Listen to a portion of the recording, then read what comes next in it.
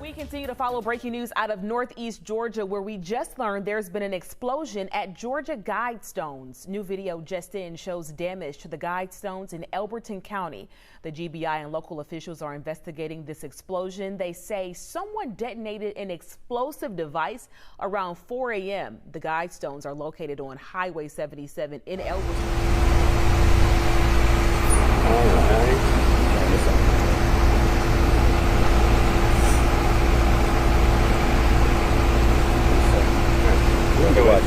Go ahead and start. You ready? All right. Tell us your name. My name is Christopher Cubas. I'm the Executive Vice President of the Elberton Granite Association. How do you spell your last name? Last name is spelled K-U-B-A-S. You're in charge, your organization is in charge of maintaining. We do have a role in the maintenance and preservations of the Guidestones. The property itself is actually county property, and they maintain the security and the maintenance of the property itself. Tell me about the Guidestones. I mean, there's a lot of conspiracy theories swirling about them, but kind of tell folks what they are. So the Guidestones were a monument that was envisioned by one man who represented a group of individuals. They wanted a monument, and they had the funds to create that monument. So in around 1979, they showed up in Elberton asking if the Granite Association could help them to find somebody to build the monuments, and we did.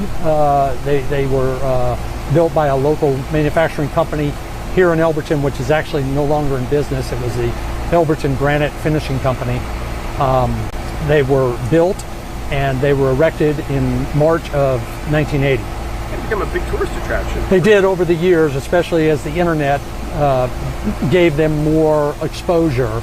It took off in popularity. So, tell us about some of the issues that you've had over the years with these stones. You know, the stones have messages on them, guides for humanity, and some people find them offensive, some people don't. Over the years, we've had messages spray painted on the Guidestones, using them for various personal agendas, maybe. But we've never had this level of damage ever done to the Guidestones. If you don't want to answer this question, don't. Over the past at least 2 months, we know of a particular person who was Executive Order number 10, wanting them demolished. Have you seen an increase in maybe unwanted activity since then? I have not. There's obviously been a lot of social media comments and things that are made that we become aware of, but we haven't had any real issues from the fallout of those statements that were made by that political individual. But I don't know that this is not related in some way to the statements that were made. How bad is the damage, and I mean, did it just break your heart to get up there and see it? It did. I'm sad not just for Elberton and Elbert County, but I'm sad for the United States and for the world. These were a tourist attraction, and it was not uncommon for people from around the world to be up here at any given time. I've met people from Australia, from China, from all over the world here at these Guidestones. We probably have in excess of 20,000 visitors a year here. it's free, it's open to the public. There's no fee to get in to see them, so people just come and go. We don't keep track of who's up here. We actually had to install cameras several years ago after the vandalism got so bad. But it does break my heart. If you don't like the message that was written on them, that's understandable. That's your prerogative. But there's no reason to take it away from other people that might not find it and interpret it the same way. How bad is the damage? One of the wings is completely been destroyed. It's actually laying on the ground. I can see it. We haven't been up to the site because the bomb squad is trying to clear the area. But I can see it, and it's actually on the ground. The capstone piece is been damaged, and I'm sure the other 3 wings and the center support probably have damage to them as well. And that surveillance is 24/7, right? If the cameras were up and running, then yes, it would have been 24/7. It goes to the 911 dispatch center. So there may be video. It could be. I don't know. That would be something that you would have to get from the county or from the emergency manager. What do the stones symbolize? What do they mean? They meant something different to a lot of people.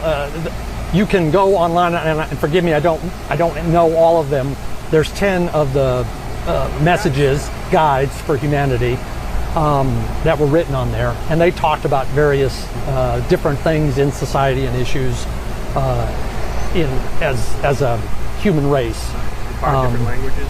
And they were in 5 different languages, and some people didn't like certain messages that were on there. They interpreted them in very negative ways. And it was built to withstand an apocalypse. I mean, it was supposed to, after humanity was gone, I remember the initial, that was supposed to help save humanity. Yes, if you think of like Stonehenge, for instance, exactly. Here we are several thousand years later, and Stonehenge is still standing.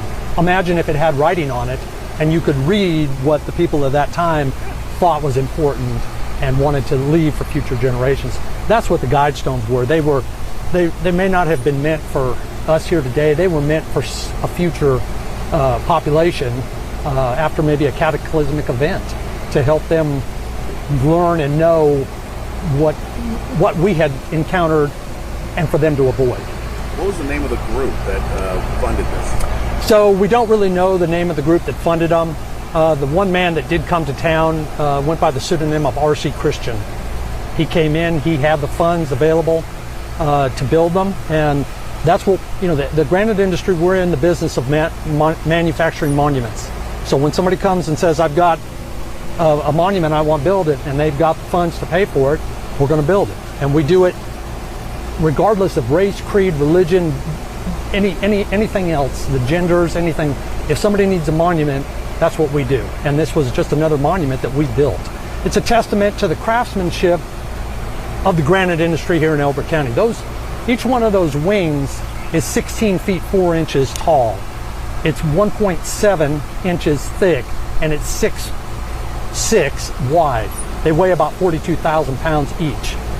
To quarry something of that size and get those 4 of them that precise, and then to letter them with the sandblasting that it took to letter those languages, that is utter craftsmanship that you would not find anywhere else. They had to be done here.